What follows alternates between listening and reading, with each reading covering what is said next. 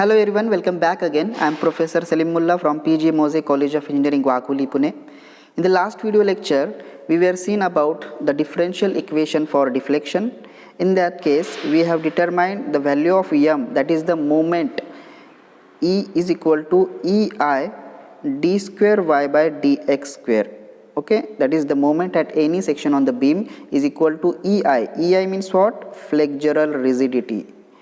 Flexural rigidity, which is in kilonewton meter square. Okay, flexural rigidity we have already seen, we have determined that term in the last video lecture.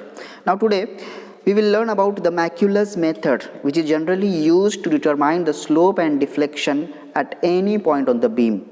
Okay, so it is very important method. It is applicable to that beam having uniform cross section. Okay, it is very important term for online exam. So note down this term, uniform cross section. Macaulay's method is useful.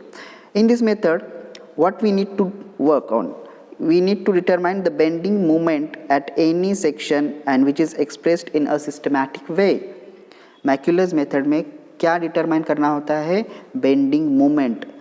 कोई भी section के ऊपर ऐसा नहीं होता है कि at any section on the beam in a systematic way. अब एक systematic way से हमें bending moment find out करना है स्लोप एंड डिफ्लेक्शन की इक्वेशन फाइंड आउट करने के लिए. So what we need to do, we need to follow some important steps to find out that slope and deflection. Now we already know slope is indicated by theta और dy by dx. Okay, so dy by dx जहाँ भी आएगा तो समझ लेना कि यहाँ पे स्लोप डिटरमाइन किया है या स्लोप इक्वेशन है. और y means what? Deflection. y max और y we have already indicated that term deflection as a y. So consider this figure. In this case, one simply supported is given, okay, having reaction at A and reaction at B. Now P1, P2, P3, these are the three vertical or transverse loads acting at A1 from A, A2 from A and A3 from A, which is shown in figure. Now consider, if I consider the section, now अब जब भी मैकॉलेज method आएगी तो याद रखना यहाँ पे जो भी बीम है, बीम के अंदर जितने भी लेफ्ट हैंड साइड के जितने भी जो टर्म्स वर्टिकल लोड्स एक जगह पे करना है और राइट हैंड में सिर्फ क्या होना चाहिए? एक ही लोड होना चाहिए. तो वहाँ पे क्या करना है? आपको सेक्शन कंसिडर करना है मैकॉलेज मेथड में स्लोप एंड डिफ्लेक्शन की इक्वेशन फाइंड आउट करने के लिए. ये बात समझ में आई? Okay, so first important term, consider a section at a point on a beam where all the vertical loads acting at left side में सारे loads होने चाहिए and at right hand side only one vertical upward load is there. okay, यहाँ पे दो एक ही load होना चाहिए vertical. so in this way इस तरह की बीम हमें consider करनी पड़ेगी. तो as usual load यहाँ पे vertical transverse downward है तो reaction at A and reaction at B we need to determine by using the terminology. जैसे भी हम R A and R B find out करते हैं, जिस तरह से हमने bending moment diagram and shear force diagram के अंदर जैसे रिएक्शंस हमें फाइंड आउट किए, वही रिएक्शंस यहाँ पे फाइंड आउट करना है. तो सबसे पहली स्टेप क्या है? Determine the support reactions R A and R B. Okay, this is the theoretical part. Then second we need to do consider a section X X at a distance X. अब यहाँ से लेके यहाँ तक का distance क्या है? X से सेक्शन हमने कंसिडर किया. Okay, from left end of beam as shown in figure. कहाँ से सेक्शन कंसिडर करना है? लेफ्ट हैंड साइड से, याद रखें. स्टेप 3 क्या है? Take a moment of all forces about X X section. Next step क्या है कि हमें यहाँ पे सेक्शन एक्स की जगह यहाँ पे क्या करना है? मोमेंट लेना है. ये मोमेंट क्या होगी? सैगिंग. ये मोमेंट हॉगिंग, ये मोमेंट हॉगिंग, ये मोमेंट हॉगिंग. सैगिंग मोमेंट को हम पॉजिटिव कंसिडर करते हैं और हॉगिंग मोमेंट को हम निगेटिव कंसिडर करते हैं. तो यहाँ पे हमने कंसिडर किया है sagging as positive, hogging as negative. So moment at x x R A into x. अभी यहाँ पे देखो मोमेंट क्या होगी, इसको थोड़ा सा स्मॉल करते हैं. तो मोमेंट क्या होगी? आर ए इंटू, अब ये हॉगिंग मोमेंट है तो R A into x. Okay, minus अभी ये वाली मोमेंट, सॉरी ये वाली मोमेंट सैगिंग है और ये वाली मोमेंट हॉगिंग है. तो यहाँ पे P1 माइनस क्या होगा? x माइनस अभी इतना ही डिस्टेंस होगा. तो ये टोटल x है, x माइनस A1 किया तो यहाँ पे क्या होगा? Minus P1 minus P1 into x minus a1. Okay, similarly minus P2 into bracket x minus a2 यहाँ पे है. Okay, similarly minus P3 into x minus a3. Okay, in this way you have to find the moment at x, moment of all the forces at the section xx. Okay, so you can write this is the important first step to find out the moment at a section. Now here अब यहाँ पे आप देख रहे हैं vertical lines, तो each compartment को आपको क्या करना है, सेपरेट करना है फॉर सिंपल कैलकुलेशंस के लिए. सेपरेट करना है, ये एक नया टास्क है कि जो भी हमको मिलता है, जैसे आर इंटू एक्स किया यहाँ पे सेपरेट किया, माइनस किया यहाँ पे सेपरेट किया, माइनस किया, टर्म लिखी माइनस किया यहाँ पे टर्म की. ठीक है, ये कंपार्टमेंट्स हमें करना है, हर एक प्रॉब्लम के अंदर ऐसे ही करना है, याद रखें मैक्यूलेज मेथड में. Now next is what, use the differential equation of deflection. हमें पता है, जैसे कि स्टार्टिंग में ही बताया मैंने कि हमने एक लास्ट वीडियोज़ में एक फॉर्मूला डिटरमाइन किया है moment at any section of a beam. Okay, तो in the form of flexural rigidity वो फॉर्मूला क्या था, E I is equal to d square y by d x square. Okay, ये है मोमेंट इक्वेशन, याद रखें, E I is equal to d square y by d x square. ये कभी कभी ऑनलाइन में भी पूछा जाता है. ठीक है, सैम्पल क्वेश्चन देखेंगे हम एमसीक्यूज़ के नेक्स्ट वीडियोज़ में. सो in this case em will be replaced by ei d square y by dx square. So above equation becomes, ये वाला जो इक्वेशन था, ये वाला जो इक्वेशन है, यहाँ पे हमने क्या किया, इस mx की जगह सिर्फ क्या किया, ei dy by dx square किया, क्योंकि हमें ये पता है. समझ में आई. नेक्स्ट, बाकी के राइट हैंड साइड के टर्म्स वैसे ही रखे हैं, देखना आप अच्छे से. सो अगेन नेक्स्ट स्टेप क्या है, नेक्स्ट स्टेप इंपॉर्टेंट है. नेक्स्ट स्टेप क्या है, इंटीग्रेटिंग अबाउ इक्वेशन. इस इक्वेशन को इंटीग्रेट जब करेंगे तो याद रखेंगे, तो जब इंटीग्रेट करते हैं तो ये वाली टर्म क्या होगी, लेफ्ट हैंड साइड वाली E I d y by d x. तो E d y by d x क्या होता है, हमें पहले पता है, d y by d x मतलब क्या होता है, स्लोप. तो ये वाला जो इक्वेशन होगा स्लोप इक्वेशन बनेगा. तो राइट हैंड के टर्म्स क्या हो गए, R A into x square by two. लेकिन पता है हमें इंटीग्रेशन ऑफ एक्स क्या होता है, एक्स स्क्वेयर बाई टू. तो यहाँ पे क्या होगा, आर ए क्या है, कांस्टेंट है, तो वो बाहर आ गया. एक्स का इंटीग्रेशन क्या है, एक्स स्क्वेयर बाई टू, क्योंकि d y by d x. ठीक है, तो एक्स स्क्वेयर बाई टू आया प्लस सी वन. अब ये सी वन क्या है, कांस्टेंट है. ठीक है, फर्स्ट इंटीग्रेशन किया है इसलिए प्लस सी वन हो गया. अब यहाँ पे हमेशा याद रखें कि जो फर्स्ट कंपार्टमेंट में जो वैल्यूज़ होती है उसी के अंदर क्या करना है, ऐड करना है प्लस सी वन को. ठीक है, बार बार नहीं करना. नेक्स्ट क्या है, कंपार्टमेंट बना लिया. नेक्स्ट क्या है, P1 into bracket x1 minus a1. अब P1 कांस्टेंट है, उसको क्या किया, आउटसाइड में लिया. x1 माइनस a1, x1 का डेरिवेटिव आएगा, x1 माइनस उस टर्म का डेरिवेटिव क्या होगा, x1 minus a1 bracket square divided by 2. Okay, similarly minus P2 वही आएगा, x minus a2 bracket square divided by 2 and minus P3 x minus a3 divided by 2 bracket square. Okay, so this equation is known as slope equation because in this term you have to, यहाँ पे क्या है, dy by dx है. I think you got this term. Okay, so this is the slope equation.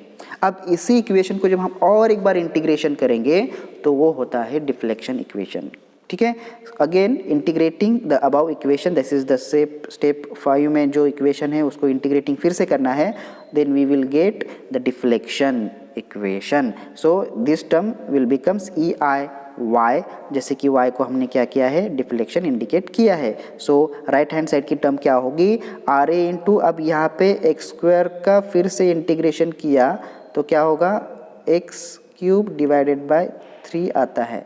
लेकिन यहाँ पे क्या है, 2 ऑलरेडी ही कांस्टेंट है. ठीक है, तो उसको मल्टीप्लिकेशन करने के बाद ये वाला क्या होगा, 1 आर ए. जैसे कि अगर हमने क्या किया, थोड़ा सा एलेबरेट करता हूँ आपको समझ में आएगा. जैसे कि यहाँ पे क्या है, R A x square by 2. अब यहाँ पे आर ए बाई 2 कांस्टेंट होता है. ठीक है, तो आर ए बाई 2 क्या होगा, आउटसाइड में आया. ठीक है, एक्स स्क्वेयर का डेरिवेटिव इंटीग्रेशन क्या होता है, 2 + 1 होता है, तो एक्स क्यूब बाय 3. तो ये क्या होगा, 3 × 2 6. तो डायरेक्टली हमने क्या किया, यहाँ पे पुट किया है R A into bracket x cube by 6. I think you got this terms plus C1. अब C1 यहाँ पे, C1 इस टर्म में C1 है, तो उसका डेरिवेटिव इंटीग्रेशन क्या हुआ, C1 into x. C1 into x, जैसे कि 1 का इंटीग्रेशन क्या होता है, जिस टर्म में भी हम करेंगे तो C1 इंटू एक्स होगा. प्लस C2 क्या होगा, कांस्टेंट. सेकंड इंटीग्रेशन के लिए ये कांस्टेंट हो जाएगा. ओके, सिमिलरली अब यहाँ पे वाले जो टर्म है वैसे ही क्या होगा, यहाँ पे स्क्वायर है इस टर्म में, तो यहाँ पे क्या होगा क्यूब डिवाइडेड बाय 3 आएगा, तो 3 × 2 फिर से 6 हो जाएगा। तो ये सारे टर्म्स क्या हो गए, वैसे हमने डिटरमाइन किए जैसे अभी जब हमने ये वाला टर्म जैसे डिटरमाइन किया उस तरह से। Okay, so this equation becomes deflection equation. तो ये इक्वेशन हो गए स्लोप के और डिफ्लेक्शन के इक्वेशन। अब नेक्स्ट टास्क क्या है, नेक्स्ट टास्क क्या है कि C1 एंड C2 को वैल्यूज़ कैलकुलेट करना। तो ये C1 एंड C2 की वैल्यू कैलकुलेट कैसे करते हैं वो सिंपली सपोर्टेड बीम के केस के अंदर हम देखेंगे। लेकिन C1 क्या होता है, अगर हमने x की वैल्यू 0 पुट की तो y भी क्या होता है 0 होता है। जैसे कि हमने पता है ये क्या होता है, एक बीम है, बीम के अंदर क्या है ये वाला जो है बेंट की पोजीशन है, यहाँ से हम क्या कैलकुलेट करते हैं, ये वाला x टर्म है, यहाँ से यहाँ तक का x टर्म किया था हमने। तो अगर x की वैल्यू 0 की यहाँ पे 0 हो गई तो ऑटोमेटिकली y क्या होता है, सपोर्ट की जगह 0 होता है। ये टर्मिनोलॉजी बाउंड्री कंडीशन हमने देखी है लास्ट वीडियोस में, ठीक है। डिफ्लेक्शन एट द सपोर्ट्स और एंड सपोर्ट्स इज 0, तो x is equal to y is equal to 0 होता है। जब हम ये पूरा वैल्यू पुटअप करते हैं इस इक्वेशन में, इक्वेशन नंबर 6 में, तो यहाँ पे जो वैल्यू आएगी C2 की वैल्यू हर एक टर्म में 0 है, आप देख सकते हैं यहाँ पे हर एक टर्म में अगर x की वैल्यू 0 पुट की, y की वैल्यू 0 पुट की, तो यहाँ पे C2 की वैल्यू 0 आती है, ठीक है।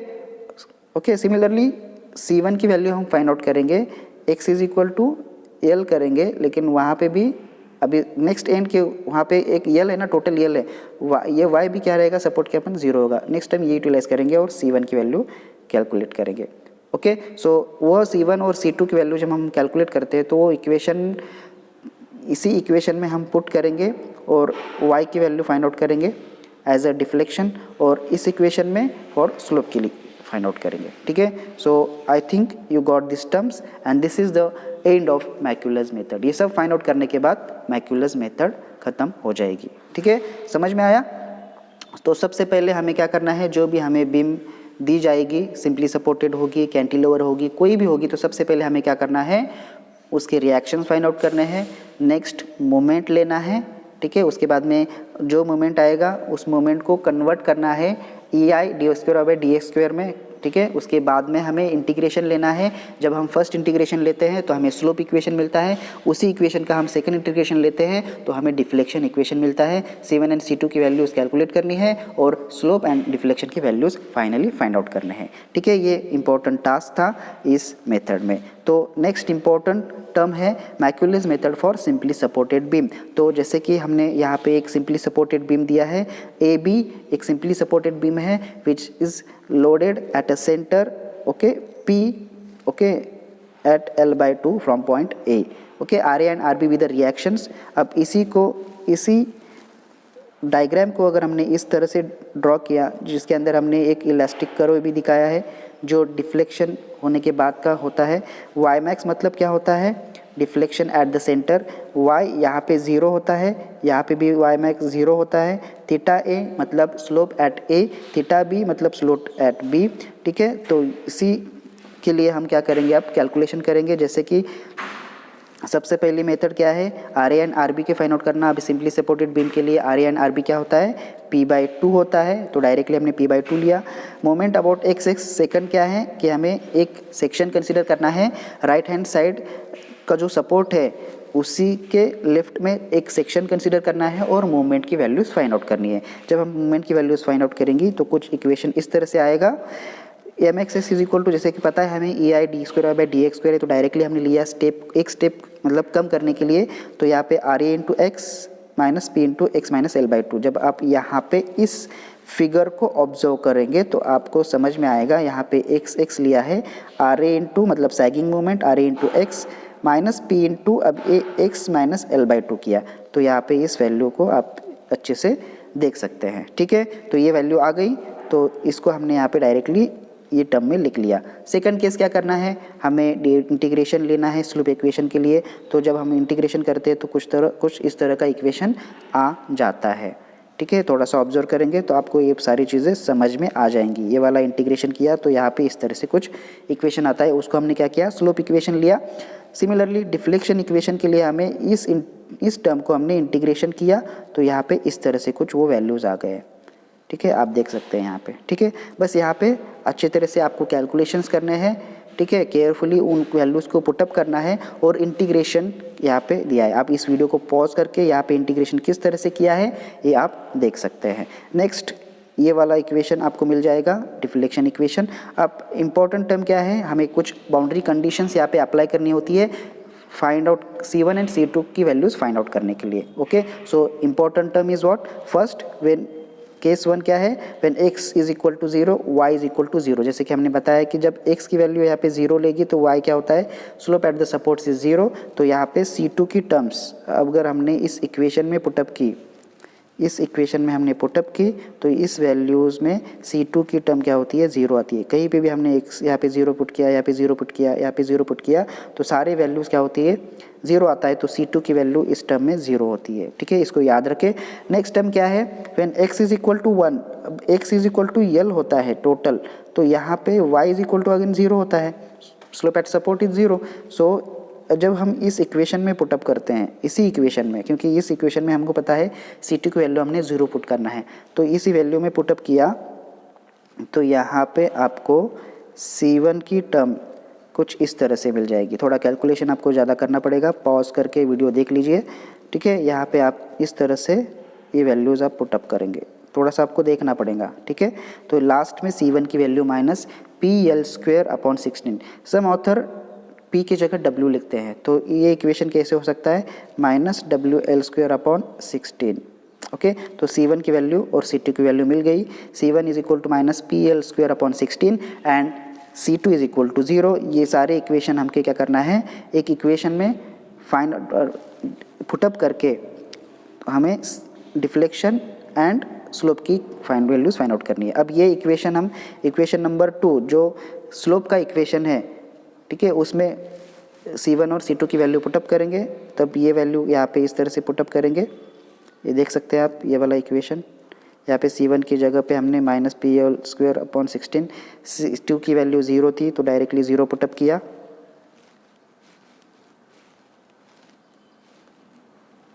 ठीक है, C2 की वैल्यू 0 थी तो डायरेक्टली यहाँ पे 0 पुटअप किया।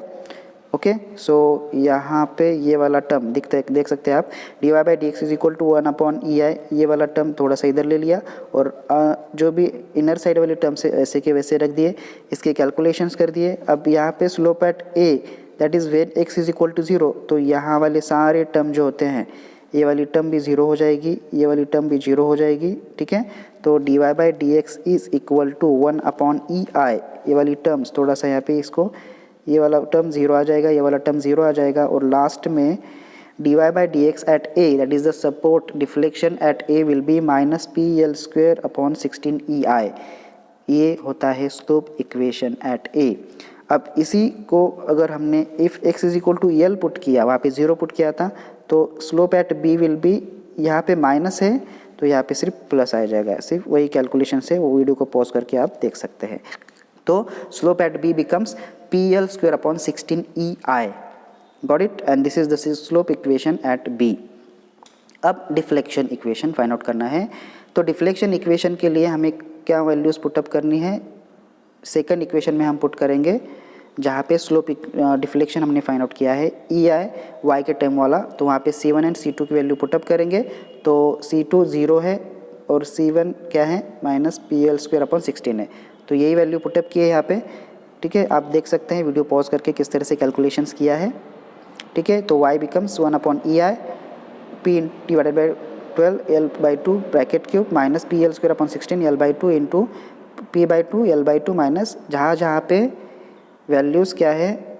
अब यहाँ पे याद रखें, यहाँ पे y की वैल्यू जो है मैक्सिमम कहाँ होगी, जहाँ पे लोड दिया है वहाँ पे होगी। तो आप यहाँ पे डायग्राम देख सकते हैं, तो लोड कहाँ पे दिया है, P के जगह। ठीक है, तो y की वैल्यू मैक्सिमम कहाँ आएगी, एट L/2।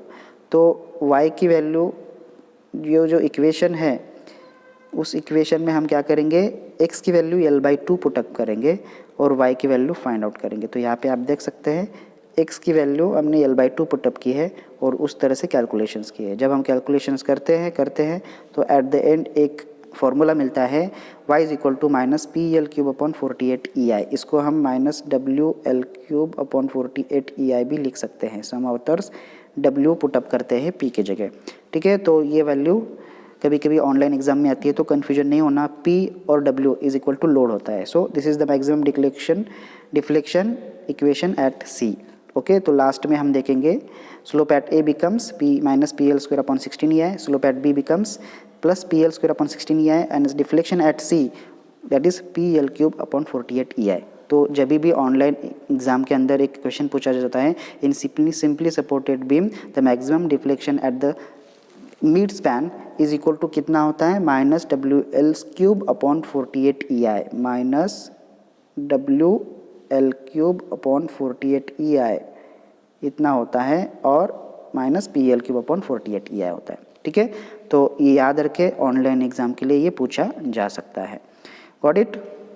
तो ये हो गया सिंपली सपोर्टेड बीम के लिए। अब आने वाले कुछ ऐसे बीम्स होते हैं, जैसे कि सिंपली सपोर्टेड बीम के कुछ फॉर्मूलेज होते हैं, जैसे कि ये वाला टर्म है केस 1 है, एक जगह पे लोड दिया है एक ही पोजीशन में, लास्ट एग्जांपल में सपोर्ट पे दी मिड स्पैन में दिया था, अब ये थोड़ा सा आउटसाइड में है, तो इसको भी क्या करेंगे उसी फॉर्मूले में उसी मैकुलस मेथड्स का इस्तेमाल करके हमने फाइंड आउट करना है। तो ये थोड़ा सा समरी मैंने डायरेक्टली लिखा है यहाँ पे, अगर इस तरह का लोड आता है बीम के ऊपर तो स्लोप एट ए क्या होता है, minus P A B divided by 6 L E I into bracket A plus 2b, इसको याद रखें। Slope at B that is plus P A B divided by 6 L E I into 2a plus B, इसको याद रखना है, ठीक है। थोड़ा सा ये वाली टर्म, ठीक है। मैक्सिमम डिफ्लेक्शन एट सपोर्ट के जगह यहाँ पे जो होता है वहाँ पे कितना आता है, minus P B into bracket L square minus B square bracket 3/2 bracket raise to 3/2 divided by 9√3, इसको याद रखें, ठीक है। नेक्स्ट केस है, अगर इस तरह के कुछ लोड आते हैं, यहाँ पे एक लोड आता है, यहाँ पे एक लोड आता है, L/4 from A, L/4 from B, तो इस जगह स्लोप एट A क्या होता है, minus 3pl square upon 32 E I, slope at B becomes plus 3pl square upon 32 E I, okay. And last में y मैक्स क्या होता है, 3pl क्यूब अपॉन 64 ई आई, ठीक है। अगर दो लोड आते हैं सेम डिस्टेंस से A ऑन B से, तो ये वाला formula deflection 3pl cube upon 64 E I, okay. And it is very important, last case जो है जो यूनिफॉर्मली डिस्ट्रीब्यूटेड लोड के लिए होती है, तो यहाँ पे इस केस के अंदर ये बार बार ऑनलाइन एग्जाम में पूछा जाता है। तो slope at A minus W L cube upon 24 E I, इसको याद रखें। Slope at B W L cube upon 24 E I, ये पॉजिटिव होता है, और deflection at center that is Y max is equal to minus 5 W L 4, याद रखें W L 4 है डिवाइडेड बाय 384 ई आई। ये बहुत जगह पे ऑनलाइन एग्जाम में पूछा जाता है, ठीक है। या कोई कंडीशन दी जाती है, लोड दिया जाता है यूनिफॉर्मली डिस्ट्रीब्यूटेड लोड, लेंथ दी जाती है, फ्लेक्चरल रिजिडिटी यहाँ पे दी जाती है, ई आई सिर्फ नाम दिया जाता है फ्लेक्चरल रिजिडिटी का एग्जाम के अंदर, डायरेक्टली 180 किलोन्यूटन मीटर स्क्वायर ऐसे कुछ तो दिया जाता है। तो आपको यहाँ पे सिर्फ वो वैल्यू पुटअप करनी होती है, 3 टर्म्स दिए जाते हैं और डायरेक्टली हमको डिफ्लेक्शन मैक्सिमम डिफ्लेक्शन पूछा जाता है। तो यहाँ पे याद क्या रखना है, अगर फ्लेक्चरल रिजिडिटी का वर्ड अगर प्रॉब्लम में आता है तो ई आई की वैल्यू दी गई है ऐसे समझना, और वही फ्लेक्चरल रिजिडिटी आपको किलो न्यूटन मीटर स्क्वायर में दी जाती है, तो याद रखें। तो इस एग्जाम्पल को अच्छे तरह से याद रखें, जब भी एग्जाम्पल में फ्लेक्चरल रिजिडिटी आ जाएगा तो वैल्यू ई आई की होती है, और उसी फॉर्मूले में पुटअप करके आपको जो भी रिक्वायर्ड वैल्यूज़ होती है वो फाइंड आउट करनी है, ठीक है। तो आशा करता हूँ ये वीडियो आपको बहुत पसंद आया होगा, तो इस वीडियो को लाइक करिए, अपने दोस्तों को ज़्यादा से ज़्यादा शेयर करिए। अगर आप इस चैनल पे नए हैं तो इस चैनल को सब्सक्राइब करिए। फिर मिलेंगे एक नेक्स्ट वीडियो में जिसके अंदर हम MCQs देखेंगे ऑन स्लोप एंड डिफ्लेक्शन, ठीक है। Thank you.